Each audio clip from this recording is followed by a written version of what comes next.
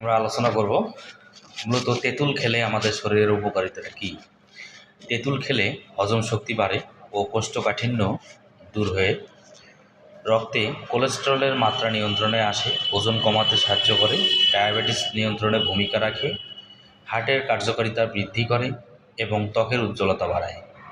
তবে তেঁতুল খাওয়ার কিছু অপকারিতাও আছে, যেমন অতিরিক্ত খেলে পেটে গ্যাস বা অ্যাসিডিটি হতে পারে এবং এর প্রাকৃতিক রক্তচাপ কমানোর ক্ষমতা থাকার কারণে রক্তচাপের ঔষধ সেবনকারীদের তেঁতুল এড়িয়ে চলা উচিত।